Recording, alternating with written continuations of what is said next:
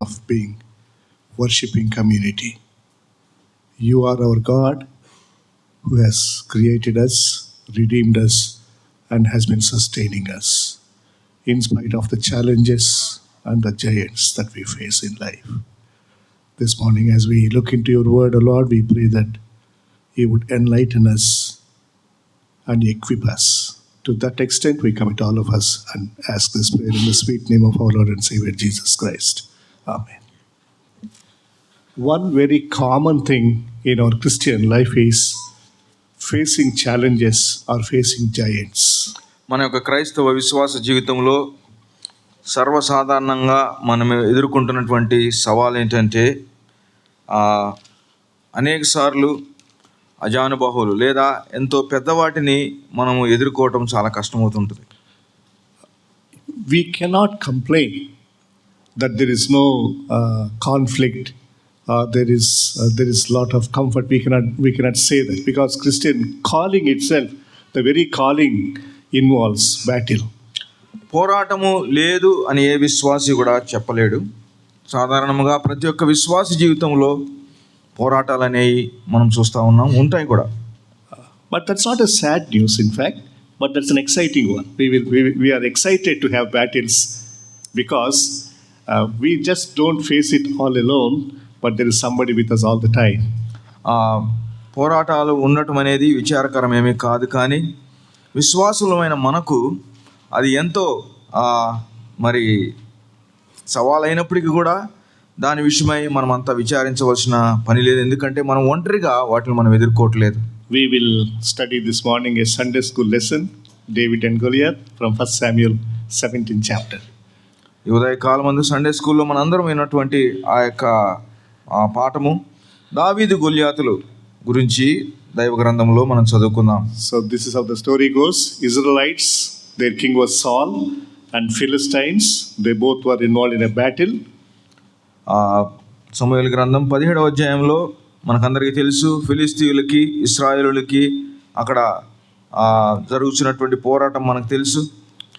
And the strange part of this battle here is there was one representative from Philistine side by name Goliath, and he was posing a challenge from the Israelite side, asking them to respond to choose one guy to fight with Goliath. That is the strange part of this battle. ఇక్కడ ఉన్నటువంటి ఈ యుద్ధంలో మనకు తెలుసు, ఫిలిస్తీయులు తరపున ఒక వ్యక్తి Goliath అనేటువంటి ఆ యొక్క అజానుబాహువుడు ఇశ్రాయేలుల దగ్గరికి వచ్చి సవాలు చేస్తున్నాడు, మీ తరపు నుంచి ఎవరినన్నా ఒక్కరిని మీరు నా మీదకు పంపించండి అని. Usually, as we know, battles are fought between two parties. Soldiers of Israelites and soldiers of Philistines will fight, and somebody will win at the end. సాధారణంగా యుద్ధాలు అనేవి రెండు సైన్యాల మధ్య జరుగుతుంటాయి. ఫిలిస్తీయుల సైన్యమునకును ఇశ్రాయేలుల సైన్యమునకును జరగాల, చివరికి ఎవరు గెలిస్తే వారిది విజయం అవుతుంది. But here this tells us, this helps us to understand the nature of the battle by one guy representing Philistines and asking Israelites to choose one. That tells us the individualistic nature of the battle here. ఇక్కడ చూసినట్లయితే అనేక మందికి బదులుగా ఒంటరిగా ఒక వ్యక్తి లేచి యుద్ధము చేయండి నాతో అంటములో అతనికి ఉన్నటువంటి ఆ యొక్క స్వాభావికమైనటువంటి ఆ వ్యక్తిత్వం బయటపడుతుంది. Usually when they fight as a group, as a corporate group, if they want, all of them will win. Some of them may not do anything. They may simply be sitting or somewhere back. But here, one individual, see, Christian battle is always like this. You and I as individuals need to be ready to face the battle. మనము ఒకవేళ కార్పొరేట్గా అంటే కలిసి ఎప్పుడన్నా పోరాటాలు చేస్తే కొంతమంది పోరాడే వాళ్ళు ఉంటారు, వీరులు ఉంటారు, యోధులు ఉంటారు, కొంతమంది అంతగా పోరాడలేని వారు ఉంటారు. కానీ ఒక క్రైస్తవ యుద్ధము లేదా క్రైస్తవ పోరాటం అనేది ఒంటరిగా పోరాడవలసినటువంటి తీరు అది. See, here Goliath was representing the Philistines and he was challenging them to choose one. In your opinion, who should be the right person to represent the Israelites in the battle? Who should take up the challenge? Naturally Saul, their king. Saul would have responded or nominated himself. Okay, come on, I'll do that. గొల్యాతు అంతా బయటకు వచ్చి ఎవరన్నా మీ తరపు నుంచి ఒకరు వచ్చి యుద్ధం చేయండి అని ఇశ్రాయేలుకు సవాలు వేసినప్పుడు మనకందరికీ తెలుసు ఆ సవాలుకి తగినట్లుగా ఉండవలసింది ఎవరు? సౌలు, ఎందుకంటే అతను రాజు కాబట్టి అతనే వచ్చి నేను నీతో యుద్ధం చేస్తానని చెప్పవలసింది. But the scripture tells us Saul and his people were terrified, frightened. They were not willing to take up the battle, not willing to go forward. కానీ ఇక్కడ వాక్యంలో ఏమని చెప్తుందంటే సౌలును ఇశ్రాయేలులందరూ కూడి వచ్చి ఆ సమయంలో యుద్ధమునకు వెళ్ళలేకుండా వారందరూ కూడా భయభీతులైనట్లుగా చూస్తున్నాం. That is the case, brothers and sisters, with many of the church and fellowships. As we are together, we are fine. If suppose such a thing comes up, you come, some of you come, many of us will not stand up and come forward because we are not willing and we are not ready to face the battle all alone.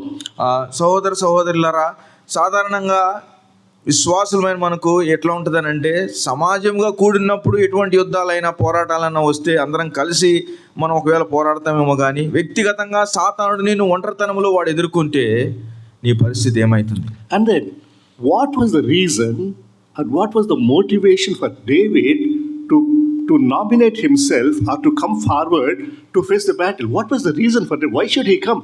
In fact, David was not a military trained person at all. He was not even part of the army here. He was not. He was sent to the battleground to take some lunch to their brothers, 3 elder brothers. ఇక్కడ దావీదుకు అలాంటి ప్రేరేపణ కలగటానికి ఏంటి మూల ఉద్దేశం ఏంటి, లేదా తనలో ఉన్నటువంటి ఆ యొక్క ఆలోచన ఏమిటి? వాస్తవానికి అయితే దావీదు అక్కడికి వచ్చింది తన అన్నలకు ఇదిగో తండ్రి పంపించినటువంటి ఆహార పదార్థాలు ఇవ్వటానికి వచ్చాడు, కానీ యుద్ధం చేయడానికి రాలేదు. And another thing, nobody said anything against David. It was not because of any personal prestige or personal position, not because he was hurt, not because somebody said something against David. No, not at all. Nobody said anything about David there. There was absolutely no need for David to come forward to face the battle. ఆ సమయంలో దావీదు గురించి ఎవరన్నా ఒక మాట చెప్పినట్లు కానీ అటువంటిది దావీదు యొక్క మాట అక్కడ ఎవరి మధ్యలో రాలేదు, కానీ దావీదు తనంతట తానే ముందుకు వచ్చినట్లుగా మనం గమనిస్తున్నాం. The reason why David nominated or volunteered himself to fight the battle is not because somebody said something against him, not because of his personal prestige, not because of his personal position, because the armies of living God was defied and he could not tolerate it and he could not take it anymore. దావీదు ఆ సమయంలో నేను యుద్ధం చేస్తానని వచ్చింది తనని ఎవరో విరోధము ఏదో మాట్లాడినది కాదు, తన పేరేంటో తన ప్రతిష్ఠ ఏంటో అంతు తెలుసుకుందామని చెప్పిన వాళ్ళు కాదు, కానీ జీవముగలైనటువంటి యెహోవా దేవుని తిరస్కరించినటువంటి ఆ కారణమును బట్టి దావీదు ముందుకు వచ్చాడు. And same again with us, most of us will react and respond and take up a battle or fight if something happens to us, if our dignity is dishonored, if some people do not recognize us and ignore us, we react. But when something is going wrong against God, do we react? Do we have a heart to respond? చాలాసార్లు మన నిజ జీవితాల్లో ఎవరైనా మనల్ని ఒక మాట అంటేనో లేదా మన విషయమై ఏదన్నా తప్పుగా నిందిస్తేనో మనం వెంటనే వారిని ఎదుర్కొంటాం, కానీ మన దేవుని పట్ల వారు ఏదన్నా అగౌరవంగా కానీ మన దేవుణ్ణి వారు ఒకవేళ నిందించినా మనకు నిజంగా అలాంటి స్వభావం వస్తుందా? Here the first principle, we are going to look at 5 principles of the facing giants here. The first principle is principle of priority. That priority is the dignity of God. When dignity of God, prestige of God is defiled, David could not take it. David could not keep quiet. ఈ ఉదయకాలమందు 5 ప్రాముఖ్యమైన అంశాలను గురించి మనం తలపోద్దాం. మొట్టమొదటిది ఈ ఉదయకాలమందు చూడాల్సింది ఏంటంటే దేవునికి ఇవ్వాల్సినటువంటి ఆధిక్యత. ఆయన యొక్క నామము అపవిత్రపరచబడినా, ఆయన నామము కించపరచబడినా, ఆయనను అవమానించిన ఏమాత్రం కూడా సహించినటువంటి దావీదు. And another thing, if you look at the whole text here, David mentions only twice about Goliath and he mentions 9 times about God. ఇక్కడ చూసినట్లయితే దేవుని వాక్యంలో గొలియాతు గురించి 2 మార్లే తన యొక్క పేరును ప్రస్తావించాడు, కానీ జీవము గల దేవుని గురించి దాదాపుగా 9 సార్లు ఆయన యొక్క పేరును ఆయన చూపించాడు. Look at the ratio or the proportion. See, though Goliath was very, highly described, 9 feet and 9 inches tall and with fully armored, very powerful ammunition, but David was not so much bothered about that Goliath, but David was taking confidence and courage on God, in God. గొలియాతు అజానుబాహుడై ఉండి అతడు 6 మూరల జానుడు ఎత్తు మనిషి అయినప్పటికీ తన గురించి ప్రస్తావించలేదు, కానీ దేవుని గురించి మాత్రమే ఎక్కువగా తన దృష్టిలో పెట్టుకున్నాడు. I think this is a very important principle, brothers and sisters, that we need to understand. Sometimes we have a habit of highlighting the problem, magnifying the problem, and looking at God or thinking of God little low. That's very unfortunate, very unhealthy. విచారకరం ఏంటంటే నేటి దినాల్లో చాలాసార్లు సమస్యను మనం పెద్దగా చూస్తాము, కానీ ఇదిగో మనకున్నటువంటి ఆ దేవుని మనం పెద్ద పట్టించుకోం. Of course, challenges, giants will be always there in life, as we said at the beginning. సవాళ్ళు, పోరాటాలు అనేవి తప్పకుండా మన జీవితాల్లో మనకు ఉంటాయి. We need to, take time and effort to see our God is much, much, much, much bigger than the problems and the challenges. కానీ మన ప్రభు అయినటువంటి ఇదిగో మన ప్రభువు వారు మనకున్నటువంటి సవాళ్ళ కంటే, మనకున్నటువంటి కష్టాల కంటే, ఎదుర్కొంటున్నటువంటి సమస్యల కంటే ఆయన ఎంతో ఉన్నతమైనటువంటి వాడనే సంగతిని మనం గమనించాలి. Always God's glory, God's prestige, God's honor should be the reason anytime for us to respond and react. కాబట్టి ఎల్లప్పుడూ కూడా దేవుని యొక్క మహిమ, దేవుని యొక్క ఘనత, దేవునికి రావాల్సినటువంటి ఆ యొక్క మహిమ ప్రభావాలు మనం ఎల్లప్పుడూ కూడా దాన్నే మొదటి స్థాయిగా పెట్టుకోవాలి. And then he got into the scene and he was given all the that whatever will be given to a soldier to take the battle, and David said, I cannot take it, I'm not used to this kind of thing. ఆ తర్వాత సౌలు మనకందరికి తెలుసు, దావీదుకి ఆ యొక్క ఉన్నటువంటి కవచమును అన్నిటినీ వేసి యుద్ధమునకు సిద్ధపడమని కత్తి అన్ని ఇచ్చాడు. కానీ దావీదు అన్నాడు, ఇవన్నీ నాకు చాలినవి కాదు, నాకు అనవసరం అన్నాడు. And then David comes up with a bright ideas in verses 34 and 35. 34 and 35, 17th chapter. 17వ అధ్యాయం 34-35 వచనంలో, అందుకు దావీదు సౌలుతో ఇట్లనెను, మీ దాసుడనైన నేను నా తండ్రి యొక్క గొర్రెలను కాయుచుండా సింహమును ఎలుగుబంటి వచ్చి మందలో నుండి ఒక గొర్రె పిల్లను ఎత్తుకొని పోచుండగా నేను దానిని తరిమి చంపి దాని నోటి నుండి ఆ గొర్రెను విడిపించి తిని అది నా మీదకి రాగా దాని గడ్డము పట్టుకొని దానిని కొట్టి చంపి తిని. Here the second principle is principle of the past victories. రెండవ పాఠం మనం ఇక్కడ నేర్చుకోవాల్సింది ఏంటంటే గత కాలములో దేవుడు మనకు అనుగ్రహించినటువంటి విజయాలు. See, this is not the first time that we face a challenge like this, a problem like this. Earlier occasions, earlier times also we might have faced many, many problems, but all those times God has been with us. God has given us victory. God somehow helped us. We always need to remember and think about how the Lord came to our rescue in helping us out. Principle of the past victories. దేవుడు మన గత కాలంలో ఎలాగో మనకు తోడై ఉండి ఇటువంటి ఆ సవాళ్ళను కానివ్వండి, పోరాటాలను కానివ్వండి జయం పొందడానికి దేవుడు మనకు ఎలా సహాయం చేశాడో దాన్ని మనం ఎల్లప్పుడూ కూడా మన మనసులో పెట్టుకోవడం అనేది రెండవ పాఠం. Never forget that God is very faithful. God who helped you in 2025 in those challenges that you faced, and God remains faithful even 2026 to help you to come out with all the challenges that you are facing in 2026. 2025లో నీతో పాటు తోడుగా ఉన్న దేవుడు, నీకున్నటువంటి పరిస్థితులన్నింటిలో నిన్ను నడిపించినటువంటి వాడు, నీ సవాళ్ళన్నింటినీ నువ్వు జయించడానికి సహాయం చేసినటువంటి ఆ దేవుడు 2026 సంవత్సరంలో కూడా మనతో ఉండటానికి ఆయన ఇష్టపడుతున్నాడు. Forget not the past victories. Forget not God's faithfulness. కాబట్టి దేవుడు గత కాలంలో మనకిచ్చిన విజయాలు కానివ్వండి, దేవుని యొక్క నమ్మకత్వాన్ని కానివ్వండి మనం ఎన్నడూ కూడా మర్చిపోవద్దు. And the third principle here, and how was David trying to equip himself? మూడవదిగా దావీదు ఎలాగూ తన్ను తాను సిద్ధపరచుకున్నాడు. Verse 40. 40వ వచనంలో, తన కర్ర చేత పట్టుకొని ఏటి లోయలో నుండి 5 నున్నని రాళ్లను ఏరుకొని తన యొద్దనున్న చిక్కములో ఉంచుకొని వడిసెల చేత పట్టుకొని ఆ ఫిలిష్తీయుని చేరువకు పోయెను. It's very funny thing. David was going to pick up some 5 pebbles or 5 stones. ఇక్కడ దావీదు చేతిలో 5 ఆ యొక్క నున్నని రాళ్ళు తీసుకోవటం అనేది మనకు ఒకవేళ హాస్యాస్పదంగా ఉండవచ్చు. He went into the valley of Elah. He went down into the valley. ఏలా లోయలోనికి ఆ రాళ్ళు ఏరుకోవటానికి వెళ్ళాడు. And here this principle is principle of prayer. ఇక్కడ మనం నేర్చుకునే పాఠం ఏంటంటే ప్రార్థన. Principle of going down into valley where nobody sees you, looks at you, and you spend time there in order that you be equipped. ఎవరు చూడనటువంటి ఆ యొక్క లోయ అనుభవంలోనికి నువ్వు వెళ్ళి అక్కడ నీవు వేరుకుంటున్నటువంటిది నీ ప్రార్థనా జీవితానికి అది గుర్తుగా ఉన్నది.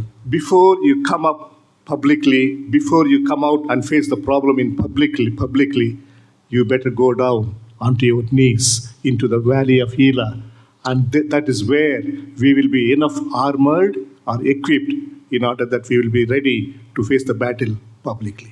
బహిరంగంగా మనం ఈ సవాళ్ళను లేదా మనకు వస్తున్నటువంటి ఆ యొక్క యుద్ధాలను పోరాటాలను ఎదుర్కొనే దానికంటే ముందుగా మనం ఒంటరిగా లోయ అనుభవంలోనికి వెళ్ళి ప్రభువుతో సమయం గడిపి మోకాళ్ళ మీద ఆ యొక్క యుద్ధ వీరుణ్ణి జయించడానికి కావలసిన శక్తిని మనం లోయలో పొందుకొని బయటికి రావాలి. Definitely, principle of prayer is one of the most important principles that will help us, because if we fail here, we fail publicly and we fail everywhere. మనం ఈ లోయ అనుభవంలో విఫలం అయితే బహిరంగంగా వచ్చేటువంటి ప్రతి సవాల్లో ప్రతి పోరాటాల్లో కూడా మనం ఓడిపోయేది ఖాయం. Most of the times we are definitely failing to go onto our knees in order that we be equipped. That is why we are experiencing failures in our lives. చాలా సార్లుగా విశ్వాసులమైన మనము మన ప్రార్థనా జీవితంలో మనకున్నటువంటి లేమిని బట్టి మన యొక్క అనుదిన జీవితంలో ఈ జీవిత పోరాటంలో అనేక సార్లు మనం కోల్పోవటం కానీ ఓడిపోయేటువంటి అనుభవం ఉంటున్నాం. And Satan also succeeds, in allowing us not to pray. Somehow he will see to it that we don't spend enough time in prayer. అపవాది కూడా మనము ఏ విధము చేతనైనను ప్రార్థనలో సమయం గడపడానికి వాడు కూడా పలు ప్రయత్నాలు చేస్తాడు. And look at here, see the challenge, the problem, the battle, the giant is very huge. That is how it is described. 9 feet 9 inches tall and well equipped. And David is coming up with a small pebbles, 5 small smooth stones. How is it compared? There is no comparison here. ఇంత అజానుభావుడైనటువంటి వ్యక్తిని అంత చిన్నవాడైనటువంటి దావీదు అది కూడా గులకరాళ్ళను ఏరుకొని తను పోరాటానికి వస్తున్నాడంటే అసలు వాళ్ళిద్దరికీ యుద్ధంలో ఏమి సమభాగం ఉన్నదండి? That is the God's pattern. God is the pattern of God. Problem is very complicated, okay, but the solution is very simplified. సమస్య గొప్పదైనప్పటికీ కూడా దానికి కావలసినటువంటి జవాబు దేవుడు మన చేతిలో చాలా సున్నితంగానే పెట్టాడు. For the complexities of the problems, our solutions are much simplified. We have the simplicity of the solutions with God. ఎంతో చిక్కుబడినటువంటి గొప్ప సమస్యలకు కావలసినటువంటి ఆ యొక్క జవాబు దేవుడు మనకి ఎంతో చక్కగా సులువుగా అమర్చేవాడు. Definitely challenges look very, very complicated, very difficult to handle with. But God, when we depend on God, when we go on to our knees and take help from God, God will, in a very simple way, He will solve, and that is the issue, without much effort of ours.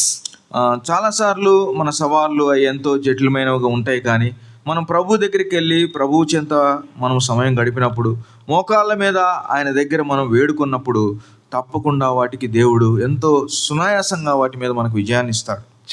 Challenges could be many, personal level, family level, professional level, in career, and health issues, financial issues. There could be many.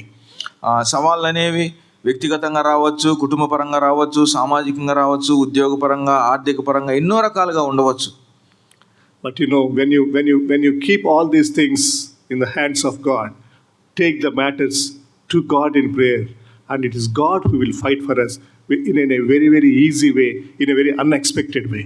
కానీ ఇటువంటి సమస్యలన్నింటినీ ప్రభు దగ్గరకు మనము కన్నీటితో తీసుకొని వెళ్ళినప్పుడు మనం అనుకున్న రీతిలో దేవుడు వీటన్నిటి మీద మనకు విజయాన్ని ఇస్తాడు. It is in the valley of Elah that you and I need to be equipped, and that should be a very common place of visitation for us. It's not a rare place of visitation, no.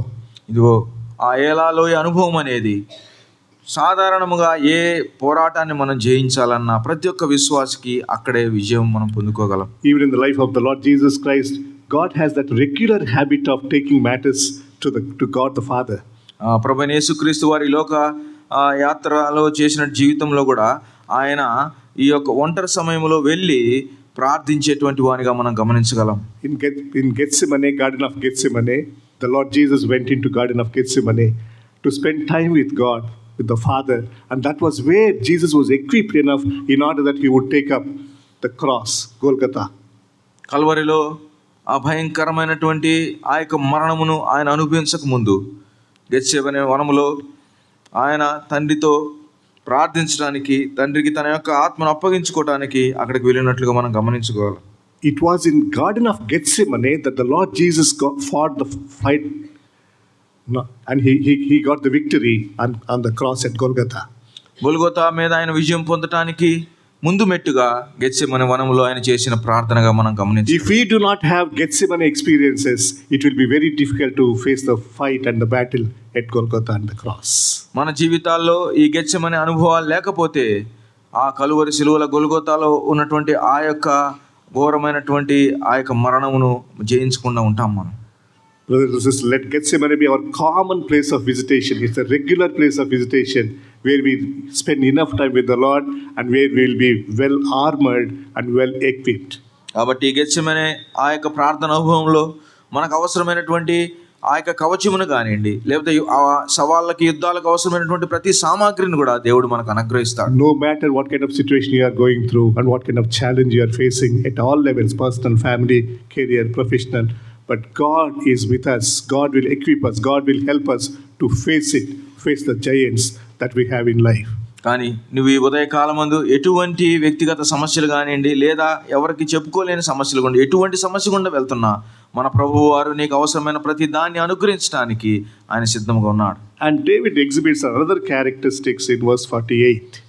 48వ వచనంలో దావీదు గురించి మరి ఒక మాట చదువుకుంటాం. ఆ ఫిలిస్తీయుడు లేచి దావీదును కలియుటకై అతనికి ఎదురుపోగా దావీదు వారిని ఎదుర్కొనుటకు సైన్యము తట్టు త్వరగా పరిగెత్తిపోయి David ran quickly towards the battle line.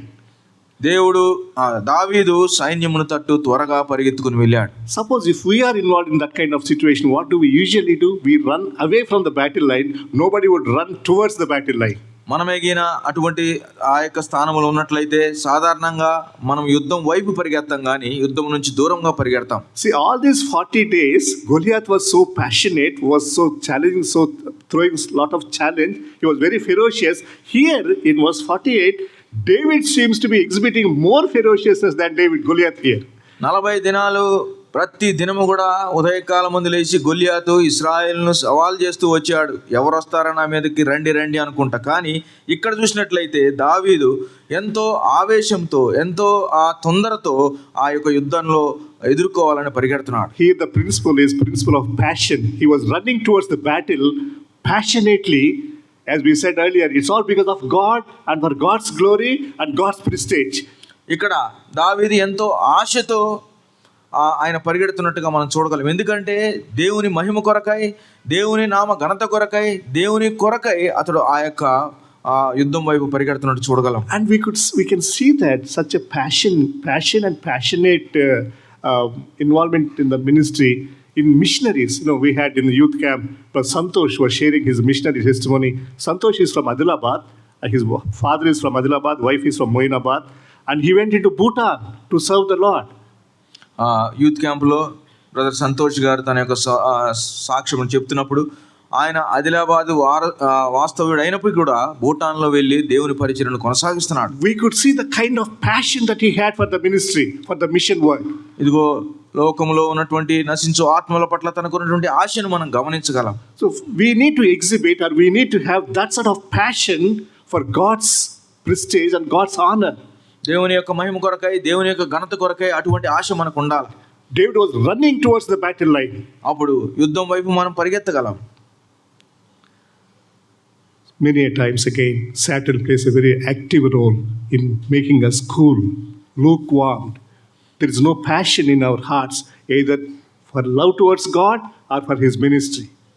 కానీ అనేక సార్లు అపవాది మనము పరిచర్యకు ముందుకు వెళ్లకుండా దేవుని వేళ మనం చూపించేటువంటి ప్రేమను వాడు ఏమాత్రం కూడా దాన్ని చల్లపరుస్తూ మనం ముందుకు వెళ్లకుండా వాడు చేస్తుంటాడు. Our hearts are growing cold towards our love for God, passionate love for God. This was the blame that God had to blame on church at Ephesus in Revelation 2nd chapter we see. మనకందరికీ తెలుసు, ఆ 7 సంఘాలతో మాట్లాడుతున్నప్పుడు ఆత్మ ఎఫెసు సంఘం మీద వేసినటువంటి ఆ యొక్క నెపము, ఇదిగో నీవు దేవుని ప్రేమించే విషయంలో నీవు చల్లగా ఉన్నావు, నీ మొదటి ప్రేమను విడిచిపెట్టావు అని చెప్తున్నాడు. You lost your first love for God. ఇదిగో దేవుని ఎడల మనకున్నటువంటి మొదటి ప్రేమను మనం విడిచిపెట్టామా? Are we passionate for God? Do we love him passionately with all our heart? Do we have such passion for God? దేవుని కొరకై ఆశతో మనం పని చేస్తున్నామా? ఆయన్ను ఆత్మతో సత్యముతో మనం ఎల్లప్పుడూ కూడా వెంటాడుతున్నామా? And the fifth principle, see, there was one Goliath that David was facing, right? There was only one Goliath he was seeing there. ఇక్కడ చూసినట్లయితే ఐదవదిగా ఆ సమయంలో దావీదు ఒకే ఒక గొల్లియాతును చూస్తున్నాడు. Why was that David picked up 5 stones? ఎందుకని దావీదు 5 రాళ్లను మాత్రమే With ఏరుకున్నాడు? one stone he could have solved the problem, right? That's what had happened. He threw one stone and David was done. Goliath was done. ఆ 5 ఎందుకు ఏరుకున్నాడు? మొదటి రాయితోనే మనం చూసాం కదా గొల్లియాతును కొట్టివేశాడు. Here let's read another text. 2 Samuel chapter 21 verses 18 to 22. 2 Samuel 21st chapter 18 to 22. సమూయేలు రాసిన 2వ గ్రంథం 21వ అధ్యాయం 18 నుంచి 22 వరకు చూసినట్లయితే, అటు తరువాత ఫిలిస్తీయులతో గోబు దగ్గర మరలా యుద్ధము జరుగ్గా హుషాతీయుడైన సిబెకై రెఫాయియుల సంతతి వాడకు సఫును చంపెను. తరువాత గోబు దగ్గర ఫిలిస్తీయులతో ఇంకొకసారి యుద్ధము జరుగ్గా అక్కడ బెత్లెహేమీయుడైన యెహరేయగీరీయుము కుమారుడు ఎల్హానాను గిత్తీయుడైన గొల్లియాతు సహోదరుని చంపెను. వాని ఈటె కర్ర నేతగాని ధోని అంత గొప్పది. ఇంకొక యుద్ధము గాతు దగ్గర జరిగెను. అక్కడ మంచి ఎత్తరి ఒకడుండెను. ఒక్కొక్క చేతికి 6 వ్రేళ్ళును 24 వ్రేళ్ళు అతనికి ఉండెను. అతడు రెఫాయిల సంతతివాడు. ఇతడు ఇశ్రాయేలును తిరస్కరించుచుండగా దావీదు సహోదరుడైన షిమ్యాకు పుట్టిన యోనాతాను అతన్ని చంపెను. ఈ నలుగురును గాతులోనున్న రెఫాయిల సంతతి వారై దావీదు వలనను అతని సేవకుని వలనను హతులైరి. Now you might have understood. This Goliath had another 4 brothers. ఇక్కడ ఈ గొల్లియాతుకు మరి 4 సహోదరులు ఉన్నట్టు చూస్తున్నాం. And these all four brothers were killed here in 2 Samuel by David and his friends and his relatives. ఇక్కడ ఈ 4 కూడా దావీదు తర్వాత అతని స్నేహితులు చంపినట్లుగా మనం చూడగలం. Here the point is principle of perseverance. ఇక్కడ సహనము అనేటువంటిది మనం గమనిస్తున్నాం. See, when you are done with one Goliath, don't think the problem is over, the battle is over, conflict is over. No, there will be few more battles, few more challenges, few more giants on the way down the line. ఒక గొల్లియాతును చంపేసినాక యుద్ధం అయిపోయిందని అనుకోవద్దండి. ఇంకా మార్గంలో ఎంతో మందిని ఎదుర్కోవాల్సి వస్తుంది. ఒకరి తర్వాత ఒకరు వస్తారు. As we said in the beginning, conflicts, facing challenges, that's part of our Christian life, part of our Christian calling, part of our Christian ministry. If you are done with one problem, you don't need to retire, or you don't need to think that okay, everything is over. No, tomorrow we do not know what is there. సవాళ్ళు అనేటువంటివి కానీ పోరాటాలు అనేటువంటివి కానీ క్రైస్తవ జీవితంలో సహజమనే సంగతిని గుర్తుపెట్టుకోండి. ఒకదాన్ని మనం జయించిన తర్వాత మరొకటి ఉండదని అనుకోవద్దు. But we don't need to be worried much because we are well armored anyway, well in advance. We already have 4 more in our sling. దేవుడు మనల్ని ముందుగానే సిద్ధపరిచాడు కాబట్టి మనము దాని విషయమై చింతించాల్సిన అవసరం, తొందరపడవలసిన అవసరం లేదు. And one important thing, one common thing that we notice here, both in 1 Samuel 17th chapter, in the 2 Samuel 18th chapter. సమూయేలు మొదటి గ్రంథం 17, 2 సమూయేలు 18వ అధ్యాయంలో, in both the cases, these people were defying the armies of living God. ఈ 2 సార్లు కూడా జీవము గల దేవుని తిరస్కరించినట్లుగా మనం చూస్తున్నాం. So here the point is, as long as there are people and the scenario who defy the living God, there is a great need for Davids. ఇక్కడ మనం గుర్తుపెట్టుకోవాల్సింది ఏంటంటే, జీవము గల దేవుని తిరస్కరించేవారు అంటూ ఉన్నారని అంటే దావీదు లాంటి వారు తప్పకుండా అక్కడ అవసరం. The story that we have read now happened some thousands of years back, facing the giants. ఇప్పుడు మనం చదివినటువంటి ఈ యొక్క జరిగిన చరిత్ర వేల సంవత్సరాల కింద జరిగింది. But that's very much relevant and applicable today to you and to me, when it regards to facing challenges in our personal life, family life, ministry life. కానీ నేటి దిన మందు వ్యక్తిగత జీవితాల్లో, కుటుంబ జీవితాల్లో, సామాజిక జీవితాల్లో మనం ఎదుర్కొంటున్నటువంటి సమస్యలకు ఇది చాలినటువంటి దైవ లేఖనం. Just now we have sung, heaven came down and filled my heart, glory has taken away my sins washed away, and my heart filled with the light. My night is turned to day. మనం ఇందాక పాడినటువంటి పాటలో మన జీవితాన్ని దేవుడు ఎలా మార్చాడో, ఇదిగో పరలోకం అనేది భూమి మీదకి ఎలా దిగి వచ్చిందో మనము ఆ పాట పాడుకున్నాం. So let us remember these principles in Christian life. When we face challenges, principle of priority, for whose sake and why and what is the motivation that we take the fight. What is the reason? మనము ఇటువంటి సవాళ్ళు ఎదుర్కొంటున్నప్పుడు మొట్టమొదటిగా మన 5 పాఠాల్లో మొట్టమొదటిది ఏంటంటే, వారు ఎవరి మీద అంటే మన దేవుని మీదకి కానీ, దేవుని తిరస్కరించిన, దేవుని నామానికి అవమానం కలిగించిన ఆ పరిస్థితుల్లో, ఆ యుద్ధంలో మనం దేవుని బట్టి ముందుకు వెళ్ళవలసిన వారం. It should never be because of personal interest, but because of God's glory. ఎన్నడూ కూడా మన వ్యక్తిగతమైనటువంటి ప్రయోజనాలను పెట్టుకొని ముందుకు వెళ్ళకూడదు, కానీ దేవుని మహిమ కొరకై మనం అడుగులు వేయవలసిన వారం ఉంటున్నాం. Always remember God's faithfulness, how God has helped you, brought you through thus far. ఇదిగో ఇంతవరకు దేవుడు మనల్ని ఎలా నడిపించాడో దాన్ని ఎల్లప్పుడు కూడా జ్ఞాపకం చేసుకుని గుర్తు. Principle of the past victories. God is very, very faithful. God is very much willing to take us through in our lives till the end. గత కాలంలో దేవుడు మనకి ఎంత నమ్మకస్తుడుగా ఉన్నాడో, మన విషయమై ఆయన ఎంతగా చింతిస్తూ ప్రతి దాంట్లో మనకు తోడుగా ఉన్నాడు, ముందుకు కూడా అలాగే మనల్ని తీసుకెళ్తాడని నమ్ముదాం. Never undermine the principle of prayer, taking matters to the Lord in prayer on our knees. ఎన్నడూ కూడా ఇదిగో మనం మోకరించి లోయ అనుభవం ద్వారా ప్రభు దగ్గరికి మనకున్న ప్రతి సమస్యను తీసుకెళ్ళటం మనం ఎన్నడూ కూడా మర్చిపోవద్దు. And I think this is the reason where we are failing most.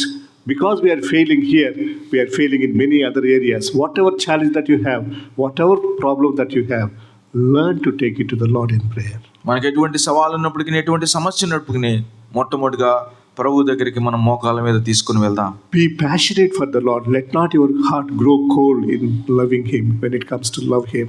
దేవుని పనుల విషయమై శ్రద్ధ కలిగి ఉందాం, ఆశ కలిగి ఆయన పనులకు జరిగిద్దాం. And perseverance till the end.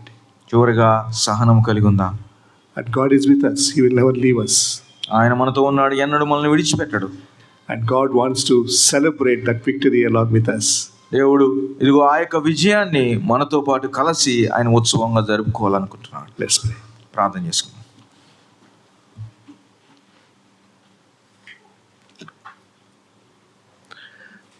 Gracious God, we thank you for those battles we are involved in.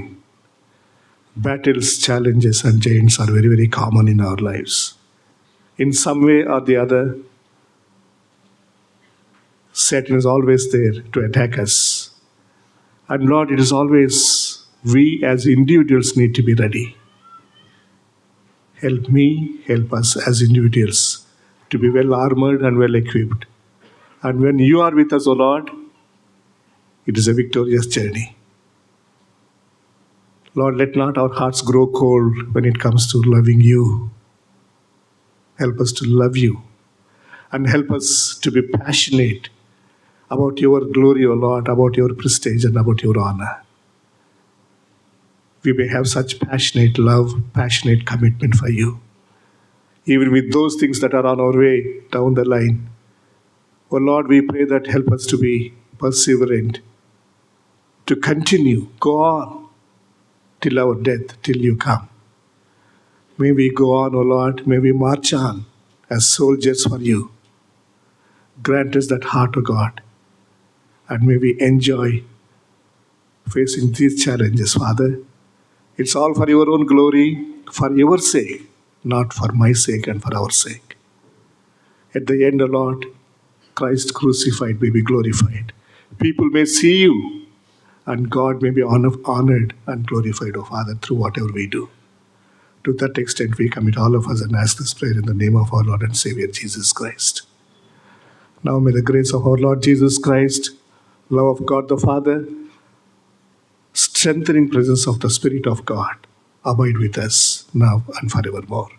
Amen.